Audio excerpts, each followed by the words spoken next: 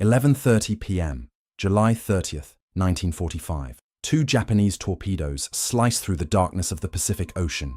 Boom! The first one rips through the bow of the USS Indianapolis like a sledgehammer through paper. Boom!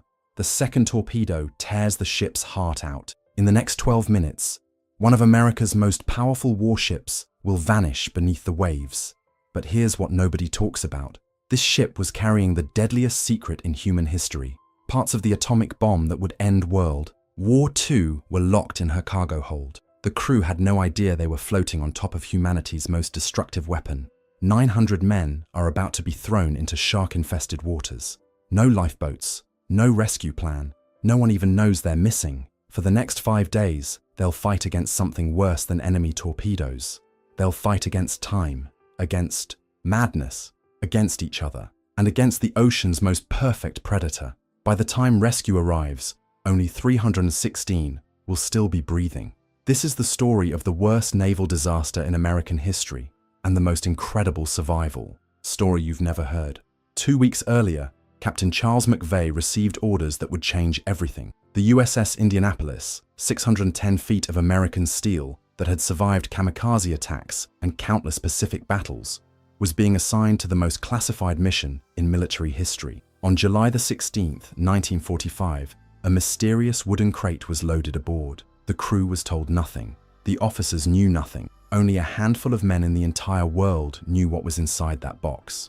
The components for Little Boy, the atomic bomb that would be dropped on Hiroshima. The Indianapolis had just become the most valuable target in the Pacific, and nobody aboard even knew it. The ship raced across the ocean at maximum speed, 29 knots through calm seas. Captain McVay pushed his crew hard. Every hour mattered. The war's end hung in the balance. On July 26th, they reached Tinian Island. Mission accomplished. The atomic bomb components were delivered safely. McVay and his 1,196 crew members had no idea they just signed their death warrant. Because now, with their precious cargo delivered, the Indianapolis was no longer a priority. No longer did she merit special protection or escort. She was just another ship in a vast ocean, sailing alone toward her next assignment. And in those dark waters, a predator was waiting. While the Indianapolis celebrated completing history's most important delivery, Captain Mochitsura Hashimoto was hunting American ships from his submarine, the I-58. For weeks, he'd been patrolling the shipping lanes between Guam and Leyte, waiting for the perfect target. The I-58 was a ghost in the water, 356 feet of steel and death, carrying 6 deadly torpedoes. July 30th, 1945. The Indianapolis was headed to Leyte for routine repairs. No escort ships, no zigzag pattern, no idea they were being hunted. At 11:30 p.m., most of the crew was asleep. Some were writing letters home. Others were playing cards, talking about what they'd do when the war ended. Captain McVay was in his cabin, reviewing charts for the next day's journey. None of them heard the torpedoes coming. Through his periscope, Hashimoto watched the massive warship sail directly into his crosshairs. For 30 minutes, he calculated the perfect firing solution. One chance. If he missed, she'd escape. At 11:30 p.m., everything was perfect. Fire, all tubes. 6 torpedoes shot from the I-58's forward tubes, each one packed with 660 pounds of high explosive, designed to sink the largest ships. 2 of them found their mark. The first torpedo hit at 12:15 a.m. with the force of an earthquake. The explosion lifted the bow completely out of the water, throwing sleeping sailors against steel bulkheads. 15 seconds later, boom! The second torpedo punched through. The engine room. The lights went out. Steam pipes exploded. The smell of fuel oil and death filled the air. Sailor Granville Crane later described it. The whole front of the ship just disappeared, like God himself had taken a giant bite out of us. Water rushed in faster than anyone thought possible. The mighty Indianapolis, this unsinkable fortress of steel, was tilting, groaning, dying. Captain McVay rushed to the bridge, but the ship's communication system was destroyed. No SOS, no distress call. No one in the world knew they were sinking. All hands abandoned ship. But here's the nightmare nobody talks about. There wasn't time. 12 minutes. That's all they had. 12 minutes to escape a sinking ship in the middle of the night, in the middle of nowhere. The ship's lifeboats had been destroyed in the explosions. Life rafts were scattered across decks now tilted at impossible angles. Men had to slide down the sloping deck toward the ocean, praying they wouldn't be crushed by loose equipment. Men jumped into the black water, wearing nothing but underwear. Others were trapped below deck as compartments flooded. Some grabbed life jackets. Most grabbed nothing at all. Marine Private First Class Giles McCoy had been in his bunk when the first torpedo hit. Instead of rushing to save himself, he ran through the ship's passages, pounding on doors, waking sleeping sailors, making sure everyone knew they needed to get out. His actions probably saved dozens of lives. Seaman First Class Adolfo Celaya grabbed a life jacket and began sliding down the tilted deck toward the water. All around him, other sailors were doing the same. A river of men flowing into the dark ocean. He hit the water with a splash that drove the air from his lungs. The Pacific was warm, but the shock of being suddenly immersed was overwhelming. He surfaced, gasping, and looked back at his ship. The Indianapolis was rolling over. Her massive bulk blocked out the stars as she turned turtle, her bottom facing the sky, her superstructure disappearing beneath the waves. And then, at 12:18 a.m. on July 31st, 1945, she was gone. The USS Indianapolis slipped beneath the Pacific Ocean, taking 300 men down with her. But floating in the warm, dark water above her grave, nearly 900 men were still alive. In those first few minutes after the Indianapolis disappeared, some of them might have even felt lucky. They had no idea their real nightmare was just beginning. Imagine floating in the middle of the Pacific Ocean at midnight. It's pitch black. You can hear men calling for help, crying out in pain, but you can't see them. The water tastes like death and diesel fuel. This was reality for nearly 900 men.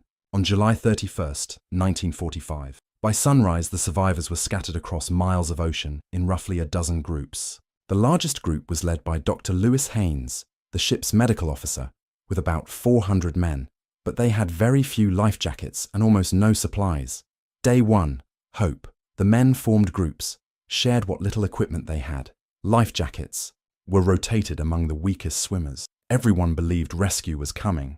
But as the hours passed, the Pacific sun became a furnace. Men who'd never thought about sunburn discovered what it meant to be exposed to tropical sun with no protection. Their skin began to blister and peel. And then there was the thirst. Surrounded by millions of gallons of ocean, the survivors were dying of thirst.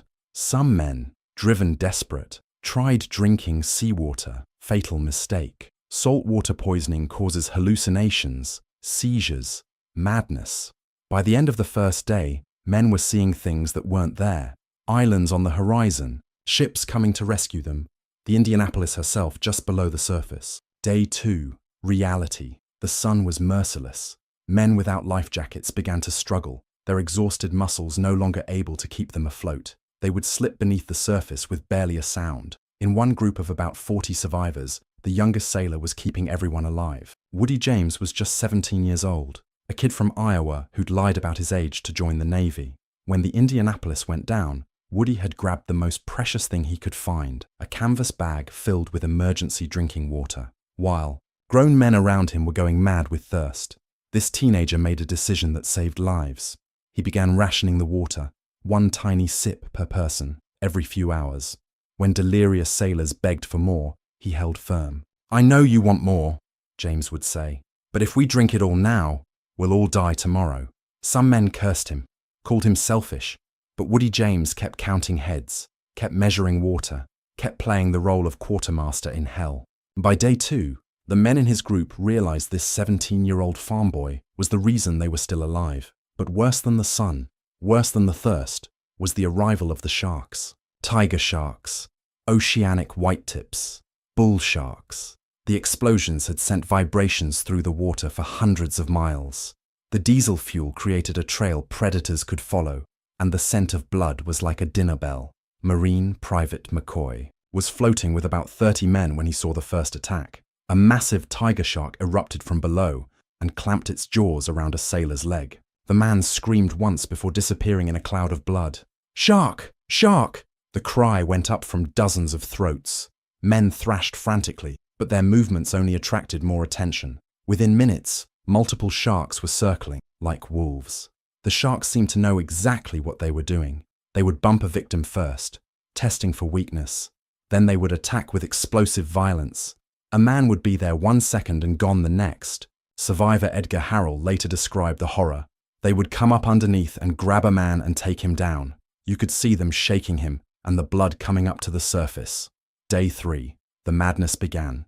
Dehydration was destroying the survivors' minds. Men hallucinated elaborate scenarios. Rescue ships that weren't there. Islands just out of sight. Hotels floating in the water with bellhops serving cold drinks. For Bob McGuigan, the hallucinations were different, more cruel. Bob and his twin brother Edward had enlisted together, served together, survived the torpedo attack together. For 2 days, they'd floated side by side, sharing a single life jacket, taking turns keeping each other afloat. But on day 3, exhaustion finally claimed Edward. Bob watched his brother, his identical twin, his best friend since birth, slip beneath the surface without a word. That's when Bob's mind began to fracture.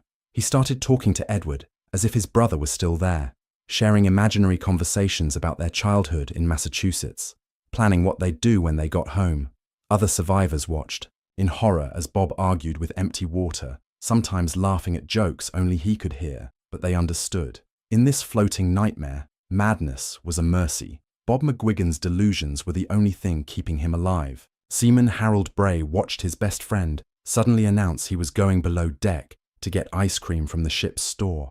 Before anyone could stop him, he dove beneath the surface, swimming down toward the Indianapolis 3 miles below. He never came back up. Some survivors became violent, fighting each other over imaginary supplies. Others became catatonic, staring blankly at the water.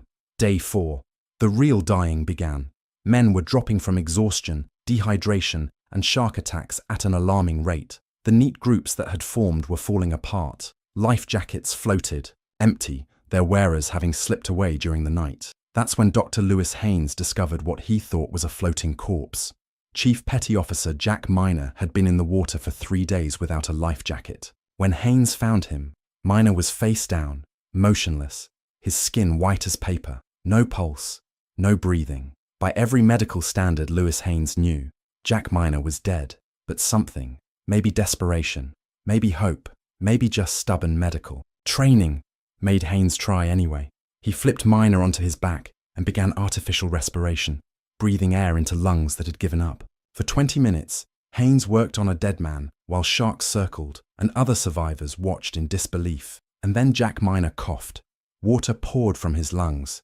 His eyes opened. He looked up at Dr. Haynes and whispered, "Did someone call for a medic?" It was impossible. But in an ocean full of death, Jack Miner had somehow come back to life. For the survivors who witnessed it, Miner's resurrection became proof that miracles were still possible. If Jack could cheat death, maybe they all could. The sharks were feeding constantly now. They no longer tested their victims. They simply attacked any human they encountered. The water was so full of blood it attracted even more predators. Private McCoy's group had shrunk from 30 men to fewer than 10. They floated in a tight circle, taking turns in the center where they felt safest. But safety was relative. We started praying, McCoy remembered. Not just for rescue, but for death. Some of the guys were begging God to just let them die quick. Day 5. By August 3rd, entire groups had simply vanished. Of the nearly 900 men who'd survived the initial sinking, probably fewer than 350 were still alive. They floated in scattered clusters, too weak to call out, too dehydrated to produce tears. Most had stopped believing in rescue. 5 days was too long. They were going to die in this ocean. And then, on the morning of August the 2nd, Lieutenant Wilbur Gwynn climbed into his PBY Catalina for what was supposed to be a routine patrol flight. The survivors floating below had no idea their nightmare was about to end. Lieutenant Wilbur "Chuck" Gwynn was flying a routine patrol when his antenna broke. Instead of returning to base for repairs, he decided to try fixing it in flight. As he banked into a wide turn, something on the ocean surface caught his eye. An oil slick, miles long, stretching across the blue Pacific. At 1,000 feet, he could see objects floating in the water, dark spots that didn't look like debris. At 500 feet, Gwyn's heart began to race. Those weren't objects. They were people. Dozens of them, maybe hundreds. Men in life jackets waving frantically at his plane. Men clinging to debris. Men floating, face down, motionless in the water. He immediately radioed his base. "Send rescue ship to my position immediately. many survivors in water. But Gwyn didn't just call for help and fly away. Looking down at the desperate men below, he made a decision that violated every regulation in the book. He brought his PBY down in a controlled crash landing, the flying boat slamming into 12-foot swells. For the survivors who witnessed the landing, it was like watching an angel descend from heaven. After 5 days of hallucinations and false hope, here was something real. Gwyn's distress call triggered the largest rescue operation in Pacific Fleet history. The USS Cecil Doyle raced through the night, her crew preparing for massive rescue operations. When the Doyle arrived on August 3rd, her crew was shocked by what they found. Bodies floating everywhere, men so weak they couldn't call out or wave for help. Survivors who'd been in the water so long, their skin was white and wrinkled, their eyes sunken. The rescue operation that followed was both heroic and heartbreaking. Sailors jumped into the water to assist survivors too weak to grab. Rescue lines. They pulled men from the ocean who were more dead than alive. Among the rescued were the characters whose courage had kept others alive. Woody James, the 17-year-old who'd rationed water for 40 men, was pulled aboard the USS Doyle conscious and alert, still asking if everyone in his group had been found. Bob McGuigan was rescued still talking to his dead twin brother. It would take weeks of hospitalization before he accepted Edward was gone. Jack Miner, the man who'd been dead for 20 minutes, walked onto the rescue ship under his own power, joking with his rescuers. These individual stories of heroism and heartbreak were repeated across the rescue area. Chief Petty Officer Clayton Outland was one of the Doyle's crew who went in the water. Some of these guys had been eaten on by sharks. Others were so dehydrated they looked like skeletons, but they were alive, and that's all that mattered. As more rescue ships arrived, the full scope of the tragedy became clear. The survivors were scattered across an area larger than Connecticut. Some had drifted dozens of miles from the sinking site. The rescue continued for 3 days. Ships and aircraft crisscrossed the search area, investigating every piece of debris, every empty life jacket. Finally, the count emerged. Of 196 men aboard the Indianapolis, 317 had survived. 879 sailors and Marines had perished. It was the worst naval disaster in US Navy history. Instead of celebration, what followed was one of the most shameful episodes in Navy history: the systematic destruction of an honorable officer's reputation to cover up the Navy's failures. Captain Charles McVay had done everything right, but the Navy needed someone to blame for losing 879 American sailors. The court-martial began 2 months after the rescue. The charges: failing to zigzag to avoid submarines and failing to abandon ship in time. Both charges were absurd. McVay had been specifically told zigzagging wasn't necessary. Intelligence reports said the area was clear. As for abandoning ship, he'd given the order immediately, but the ship's communication system was destroyed. Most shocking was the Navy's decision to call Captain Hashimoto, the Japanese commander who sank the Indianapolis, as a witness against McVay. Hashimoto's testimony should have exonerated McVay completely. The Japanese commander stated that the Indianapolis's course and speed hadn't affected his attack. Whether McVay had been zigzagging or not, the result would have been the same. It would have made no difference, Hashimoto testified. I would have been able to attack the ship regardless, but the Navy ignored their own witness. They convicted McVay anyway. The real reason had nothing to do with McVay's performance. The Navy had no system to track ships, no procedure for checking when vessels went missing. Their own incompetence had contributed to the disaster. But instead of acknowledging failure, they destroyed the reputation of a decorated officer. The aftermath was brutal. Families of dead sailors wrote thousands of hate letters blaming McVay for their sons' deaths. "Merry Christmas. Our family's Christmas will be black. Thanks to you, you Jap-loving bastard," read one typical letter. The letters continued for years, decades. McVay tried to return to duty, but the stigma followed him everywhere. In 1949, he retired, but could never escape. The Indianapolis's shadow. For 23 years, he carried the weight of 879 deaths. Every morning he woke to the same nightmare: families blaming him, a Navy that made him a scapegoat, a public that saw him as incompetent. The breaking point came November 6, 1968. McVay was 70, living quietly in Connecticut. That morning, he walked onto his front lawn, sat under a tree, and put a .38 pistol to his head. His suicide note read, "I can't stand the pain any longer. Captain Charles McVay, who'd done everything right the night his ship was sunk, became the Indianapolis's final victim. But justice eventually arrived from an unexpected source, an 11-year-old boy named Hunter Scott. In 1996, Scott chose the Indianapolis for a school history project. The more he researched, the more convinced he became that McVeigh had been wrongly convicted. Working with survivors, Scott uncovered suppressed evidence. He found documents proving the Navy had intelligence about submarines but failed to warn McVeigh. He contacted Hashimoto, who repeated his original testimony. McVeigh's actions hadn't contributed to the sinking. Scott's campaign took 4 years, but finally, justice prevailed. On July 13, 2001, Congress passed a resolution exonerating Captain McVeigh. President Clinton signed it into law. The resolution stated, Captain McVeigh's court-martial was a miscarriage of justice, and the American people should know that Captain McVeigh was not responsible for the sinking of the USS Indianapolis. It was vindication, 56 years too late. Justice had finally been served, but it came too late for the man who'd needed it most. In 2017, 72 years after she sank, the wreck of the USS Indianapolis was finally found 18,000 feet below the Pacific surface. For the few survivors still alive, it brought closure they'd never expected to feel. Edgar Harrell, one of the last survivors, was 94 when the wreck was found. "It's like finding an old friend," Harrell said, seeing the first images. "She was our home, our protector. Even after she was gone, her spirit kept us going during those days in the water." The Indianapolis disaster cost 879 American lives. It destroyed an innocent captain's career and life. It traumatized survivors who carried its memories forever. But it also revealed the incredible resilience of the human spirit. 317 men survived 5 days and nights in shark-infested waters, with no food, no fresh water, no certainty rescue would come. They watched friends die, fought off predators, struggled against madness and despair. But enough held on, refused to surrender, kept each other alive through the darkest hours. Their sacrifice helped end the most devastating war in human history. The atomic bomb components they delivered were assembled into the weapon that convinced Japan to surrender, saving countless lives. But their greatest legacy is simpler.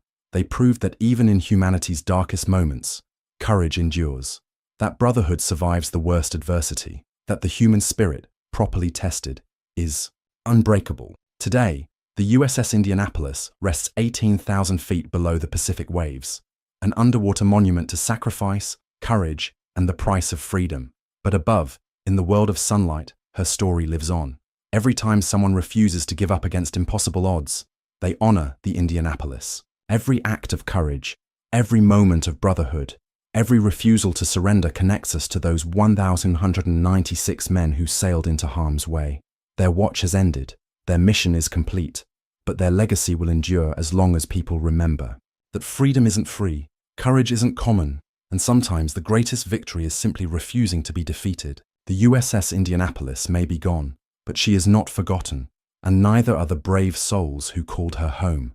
Their story deserves to be remembered, their sacrifice demands to be honored, and their courage, forged in the Pacific, tested by sharks and thirst and the endless sea, should inspire us all.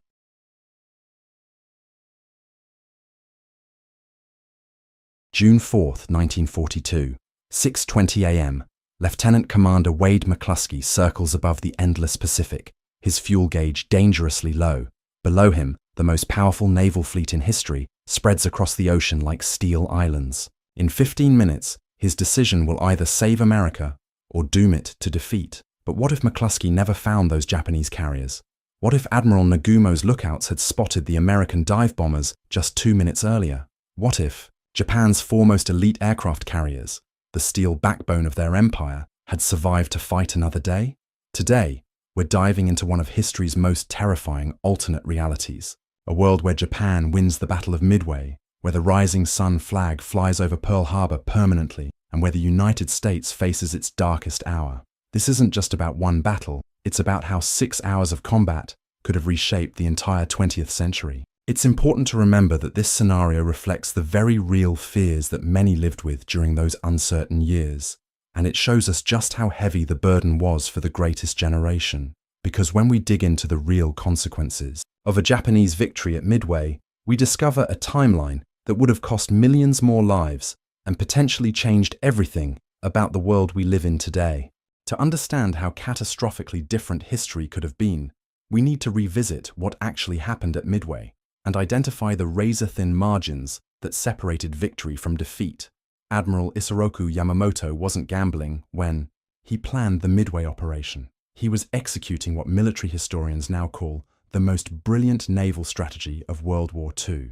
His plan was surgical: draw out the remaining American Pacific Fleet, destroy it completely, and force the United States into a negotiated peace before American industrial might could turn the tide. He understood that America's will to fight was its greatest asset and its only real point of failure. The Japanese brought overwhelming force: 4 heavy aircraft carriers, 2 light carriers, 11 battleships, 16 cruisers, and 46 destroyers. Against this armada, America could muster just 3 aircraft carriers, 8 cruisers, and 15 destroyers. On paper, Japan should have won decisively, but here's where history turned on a knife's edge. At 10:20 a.m. on June 4th, Japanese carriers Akagi, Kaga, and Soryu were caught with their aircraft being refueled and rearmed on deck.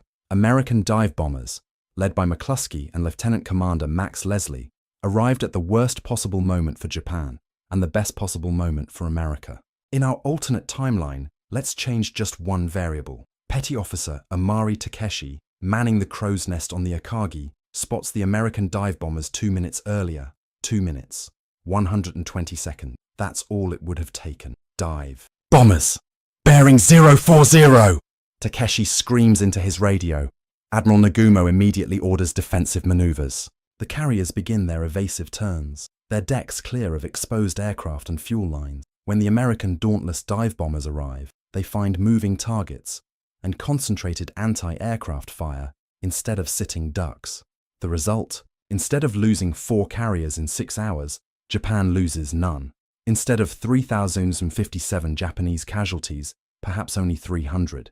Instead of the turning point of the Pacific War, Japan scores its greatest naval victory since Pearl Harbor. The consequences begin immediately. With American dive bombers failing to find their targets, they become easy prey for Japanese Zeros.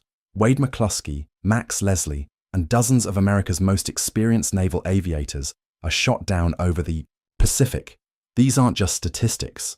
These are the men who would have led American aviation for the next 3 years of war.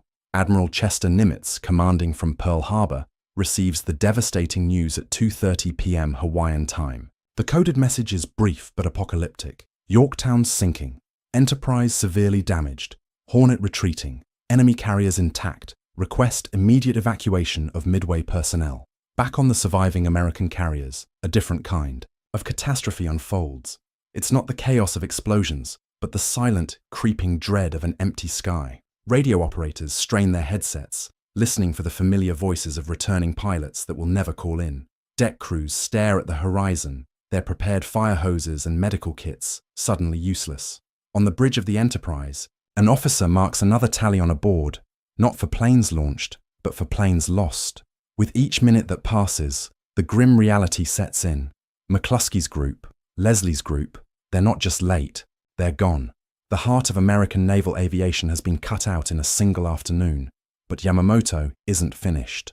With his carrier force intact and American naval aviation crippled, he makes a decision that sends shockwaves through the Pentagon. He orders an immediate assault on Midway itself. By sunset on June 4th, 5,000 Japanese Marines storm the beaches of Midway Atoll. The 400 American defenders, mostly Marine aviators and ground crew, fight desperately, but they're overwhelmed within hours. By dawn on June 5th, the rising sun, flag flies over Midway's airstrip. The strategic implications are staggering. Midway isn't just an island, it's America's forward operating base, their eyes and ears in the Central Pacific. With Midway in Japanese hands, Admiral Yamamoto now has a refueling station 1,300 miles closer to Hawaii.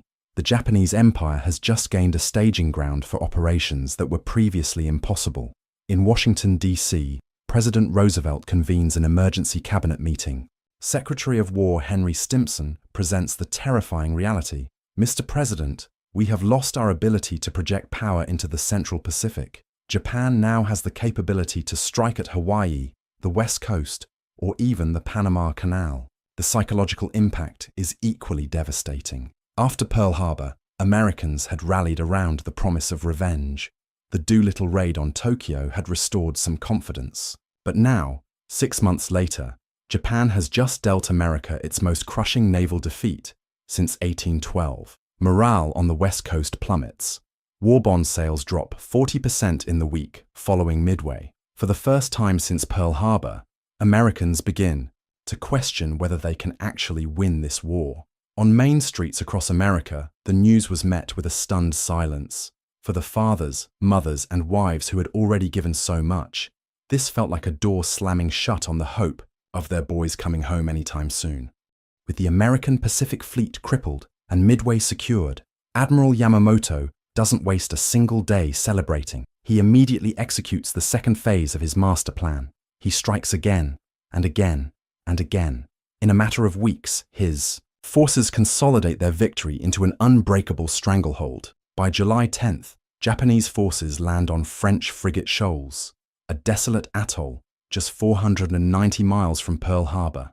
They immediately establish a seaplane base and a submarine refueling station. For the first time, Hawaiian civilians see Japanese reconnaissance flights overhead not as raiders, but as a permanent presence.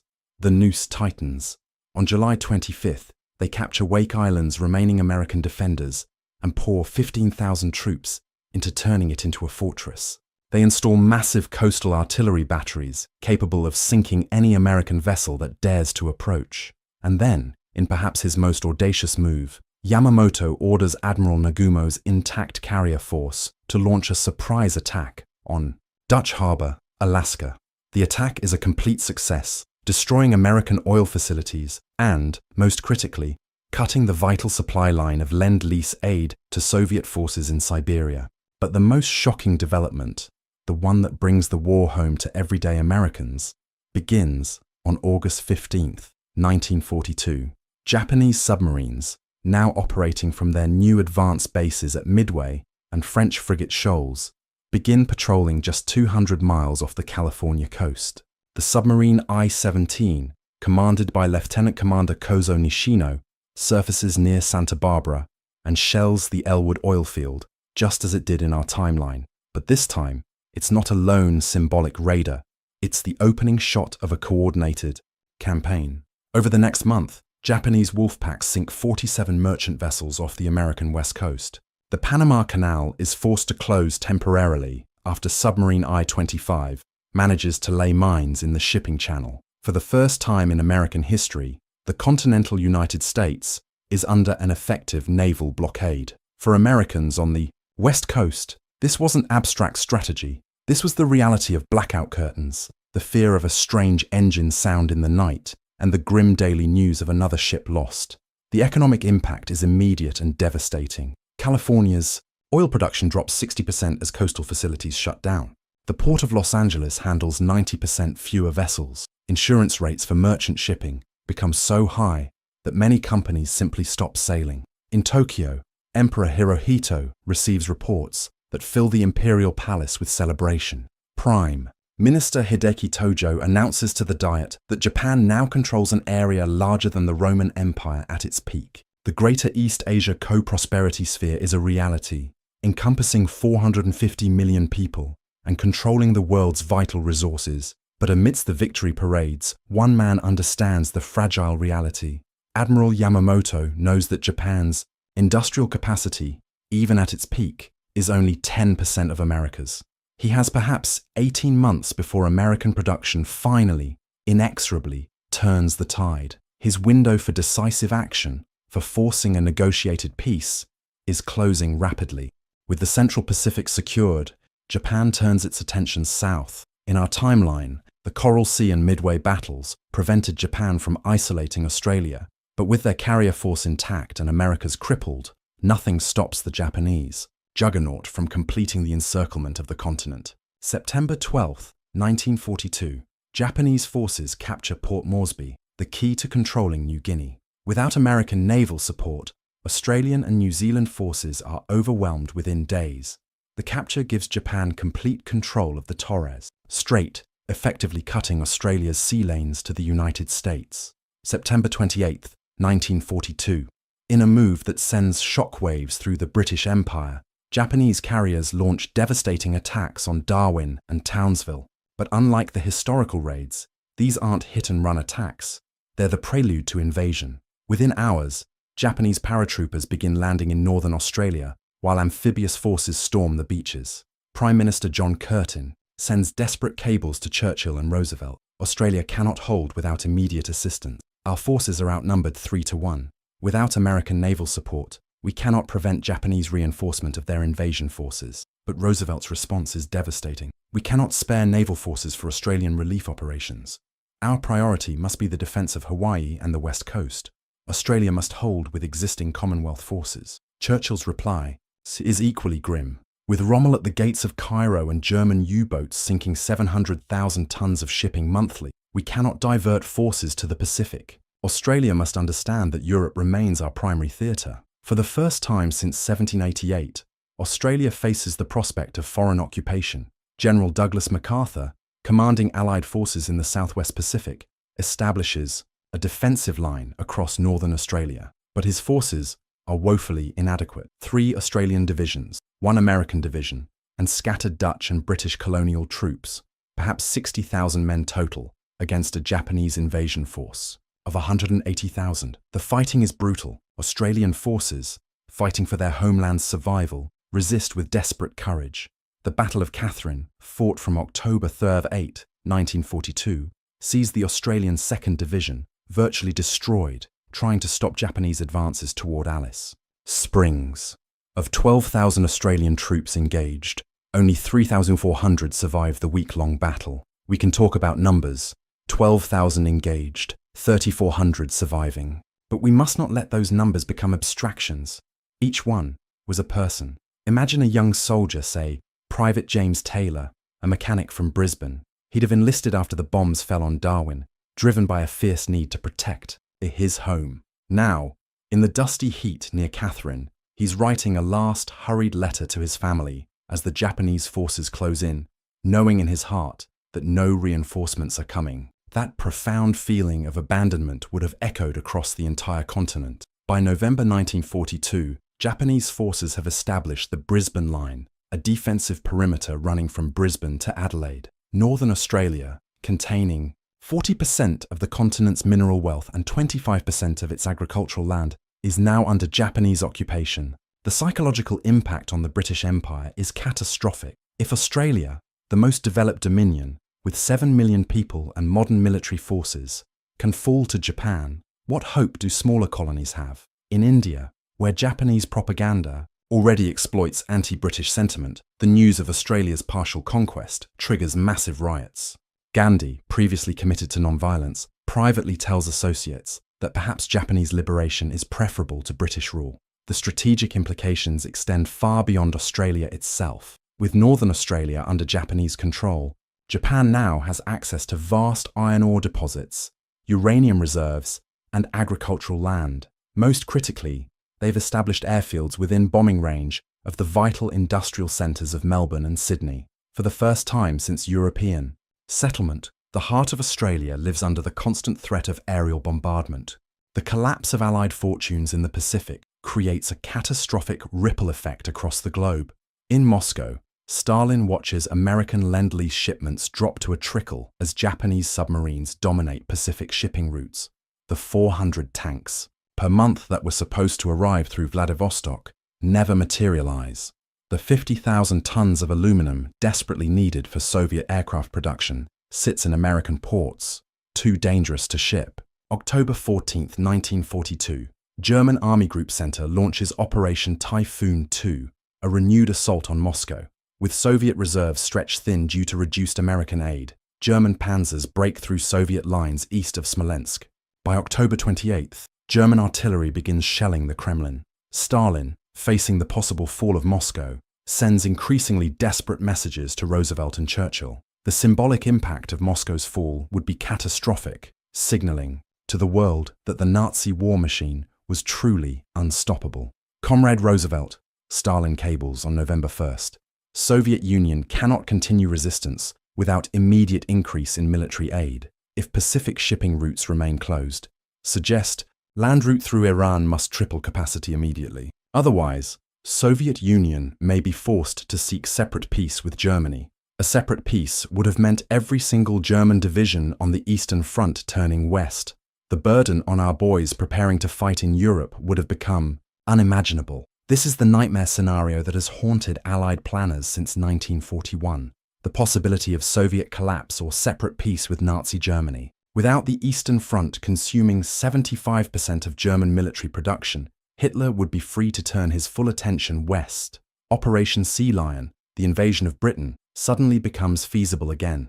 But the crisis deepens when Rommel, receiving reinforcements originally destined for the Russian front, breaks through British lines at El Alamein. On November 8, 1942, the same day Allied forces should have been landing in North Africa for Operation Torch, German and Italian forces enter Alexandria. The Suez Canal, Britain's lifeline to India and Australia, falls under Axis control. Churchill faces the most dire moment of his career.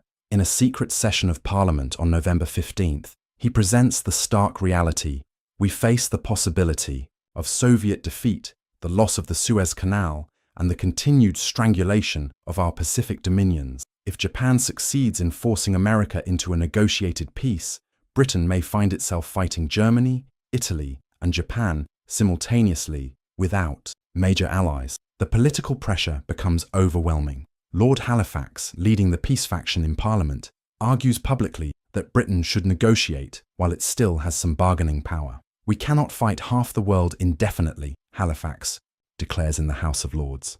Perhaps it is time to recognize that the global balance of power has fundamentally shifted. Roosevelt, facing similar pressures in America, watches his approval ratings plummet. The midterm elections of November 1942 result in devastating losses for Democrats. Republicans gain 47 seats in the House and 8 in the Senate, running on platforms of America First and negotiated peace in the Pacific. Isolationist senators like Robert Taft begin calling for Roosevelt's impeachment, arguing that his Europe First strategy has left America defenseless in its own hemisphere. The most devastating blow comes from an unexpected source: public opinion poll. A Gallup poll conducted in December 1942 shows that 52% of Americans now favor a negotiated settlement with Japan that returns to pre-war boundaries in exchange for Japanese evacuation of American territories. Only 34% still support fighting until unconditional surrender. For the first time since Pearl Harbor, America's resolve is cracking. But history's most crucial factor isn't being decided in the Pacific or Europe. It's being decided in secret laboratories across New Mexico, Tennessee, and Washington state. The Manhattan Project, America's desperate gamble to develop atomic weapons, faces a crisis that could determine the outcome of the entire war. Dr. Robert Oppenheimer, scientific director of the Los Alamos Laboratory, briefs General Leslie Groves in January 1943. "General, our timeline has accelerated dramatically. Intelligence suggests both Germany and Japan are making significant progress on their atomic programs. With Japanese control of Australian uranium deposits and improved relations with Germany, they now have access to fissile materials we assumed they lacked. This is the terrifying reality of our alternate timeline. With Northern Australia under occupation, Japan has captured the Radium Hill uranium mine and several smaller deposits. Combined with uranium ore from captured Dutch East Indies and ongoing trade with Germany, Japan's atomic program, historically hampered by lack of materials, suddenly becomes viable. Dr. Yoshio Nishina, leading Japan's atomic research, reports to Emperor Hirohito in February 1943, "Your Majesty, with abundant uranium from Australian mines and heavy water production facilities in occupied territories, Japan may achieve atomic capability within 18 months. American atomic research, while advanced, faces delays due to resource diversion to conventional weapons production." The race becomes even more desperate when German U-boat U-234, captured in our timeline while carrying uranium oxide to Japan, successfully completes its mission in this alternate reality.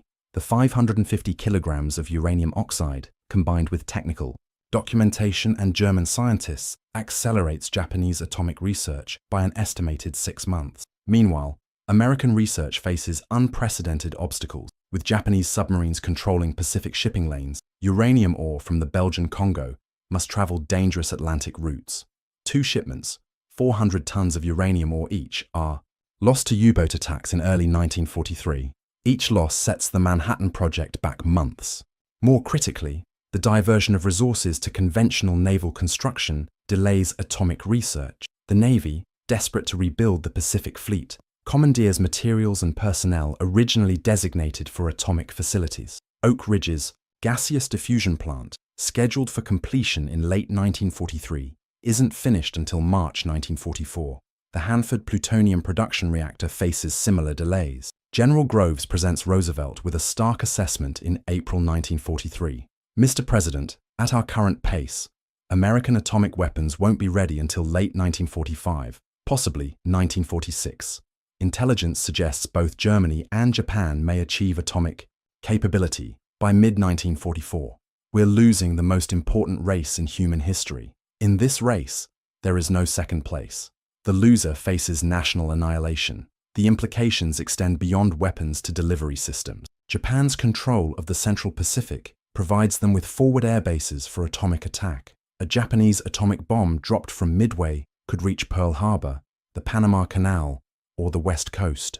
American atomic weapons, launched from the continental United States, would have to travel 6,000 miles to reach Japanese targets, assuming they could penetrate Japanese air defenses. But technology cuts both ways. Japanese success in the Pacific masks growing weaknesses in industrial production. Japan's economy, operating at maximum capacity since 1941, begins showing signs of strain. Steel production peaks in early 1943, then begins declining as ore deposits are exhausted and shipping becomes increasingly difficult. Aircraft production, despite captured aluminum from Australia, cannot match American output once American factories fully mobilize. By mid-1943, Japan faces a cruel irony. They control more territory than any empire in history, but they lack the industrial capacity to properly exploit it. Admiral Yamamoto, now promoted to Navy Minister, privately admits to Emperor Hirohito, "Your Majesty, Japan has perhaps 12 months before American production overwhelms our defenses. Our atomic program represents our final opportunity to force a negotiated peace." By late 1943, the alternate timeline reaches its crucial inflection point. Despite Japanese territorial gains stretching across 3 oceans, fundamental economic realities begin asserting themselves with mathematical inevitability. American industrial production, protected behind Japanese naval cordons but finally reaching full mobilization, starts producing weapons at rates that dwarf anything Japan can achieve, even with captured Allied resources. The numbers tell a story of inevitable American victory if America can survive long enough to deploy its industrial might. In 1943, American shipyards launched 19 aircraft carriers, 233 destroyers, and over 2,700 merchant vessels. Japan, despite controlling Australian iron ore, Dutch East Indies oil, and Southeast Asian rubber, manages only 3 carriers, 37 destroyers, and 769 merchant ships. More tellingly, Japan begins cannibalizing existing vessels for raw materials, a clear sign of industrial exhaustion. Admiral Ernest King, Chief of Naval Operations, presents Roosevelt with a comprehensive strategic plan in November 1943. "Mr. President, despite our losses at Midway and subsequent defeats, American production now gives us qualitative and quantitative superiority. I propose Operation Causeway, a direct assault on the Marshalls and Carolines, bypassing Japanese strongholds and cutting their extended supply line. Our new Essex-class carriers, combined with improved radar and training, can overwhelm Japanese defenses. The plan is audacious and necessary." King proposes using America's growing naval superiority to leapfrog Japanese strongholds, capturing key islands while leaving isolated garrisons to wither on the vine. Midway, Wake Island, and even parts of northern Australia would be bypassed. Initially, their garrisons cut off from resupply and left to surrender when their supplies are exhausted. But Roosevelt faces a dilemma that could determine the war's outcome and potentially the survival of human civilization. Intelligence reports, coordinated by the Office of Strategic Services and British codebreakers, suggest Japan's atomic program is advancing rapidly, possibly achieving weapons capability by summer 1944. Does America launch immediate offensives with conventional forces, accepting massive casualties but preventing Japanese atomic development? Or do they wait for their own atomic weapons, gambling that Japan doesn't achieve atomic capability first?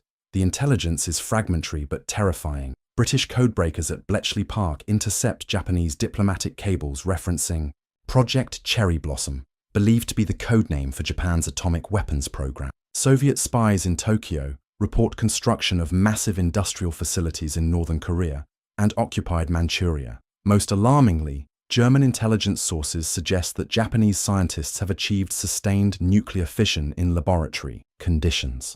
Dr. Vannevar Bush, Roosevelt's chief science advisor, presents the president with the stark mathematics of atomic warfare on December 1, 1943.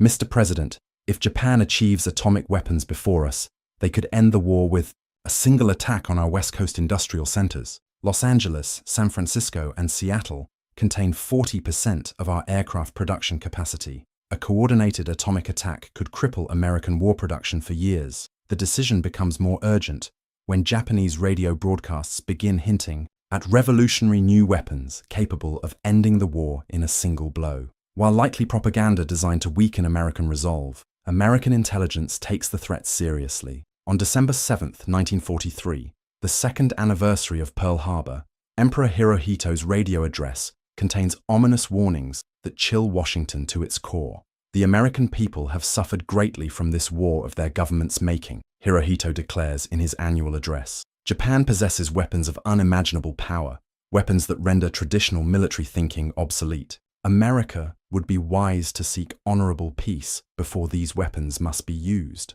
The alternative is destruction beyond human comprehension. The speech, broadcast simultaneously in English, Spanish, and Portuguese to reach American audiences, triggers panic across the West Coast. Los Angeles initiates partial evacuation plans, with 200,000 civilians leaving the city voluntarily. The Seattle shipyards, critical to American naval construction, begin dispersing operations to inland facilities. Aircraft factories in San Diego, Long Beach, and San Francisco operate under blackout conditions and maintain emergency evacuation procedures. For the first time since the Civil War, major American cities face the genuine threat of annihilation. The psychological impact is profound. West Coast war bond sales drop 60%. Defense plant absenteeism rises to 25% as workers flee to inland areas. Hollywood studios halt production and begin evacuating equipment to salt mines in Kansas and Colorado. This was a different kind of fear. They had endured rationing, victory gardens, and sending their sons off to war. They had borne it all with tremendous courage. But this, the threat of entire cities vanishing in a single flash, was a new and terrifying level of dread that began to fracture the steadfast resolve of the home front. The panic spreads beyond the West Coast. Chicago, Detroit, and other industrial centers begin preparing for atomic attack. The Manhattan Project's facilities at Oak Ridge and Los Alamos increase security dramatically, with army units deployed to prevent sabotage. Scientists work around the clock, knowing that American survival may depend on completing their research before Japan completes theirs. In Tokyo, the celebrations of 1942 are a distant memory. Emperor Hirohito convenes a secret conference. The discussion, recorded in his private diary, reveals their desperate reality. He turns to his chief scientist and asks the question that will decide the fate of the world. Dr. Nishina, when will our project be ready? The answer is unknown. The world holds its breath. For the first time, two nations are not just racing to build a bomb, they are racing to prevent their own annihilation. And so, in this alternate reality, the fate of humanity hangs on a knife's edge, all because of a victory that was snatched from defeat in just 6 hours in June of 1942. So what have we learned from this terrifying journey through alternate history? A Japanese victory at Midway wouldn't have just changed the Pacific War, it would have fundamentally altered the entire course of the 20th century. We've seen how 6 hours of combat could have led to Japanese domination of the Pacific, the partial conquest of Australia, the potential collapse of the Soviet Union, and the world's first atomic war. We've explored how industrial capacity ultimately matters, more than tactical brilliance, but also how timing can overcome industrial advantages. Most importantly, we've discovered that the Battle of Midway wasn't just about American and Japanese naval forces. It was about the entire global balance of power. Every major nation, Britain, Soviet Union, Germany, Australia, India, had their fate partially determined by what happened in those waters north of Midway Atoll. The real Battle of Midway won by American forces on June 4, 1942, prevented this nightmare timeline. But this story isn't really about admirals or strategy. It's about the generation that stared into the darkness and did not flinch. It's about the veterans who fought against impossible odds, the women who built the arsenal of democracy, and the families on the home front who endured it all.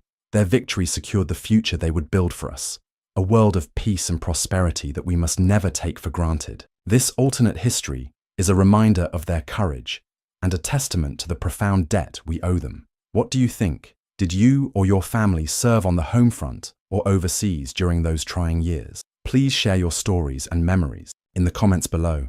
And don't forget to subscribe for more looks into the history that shaped our world.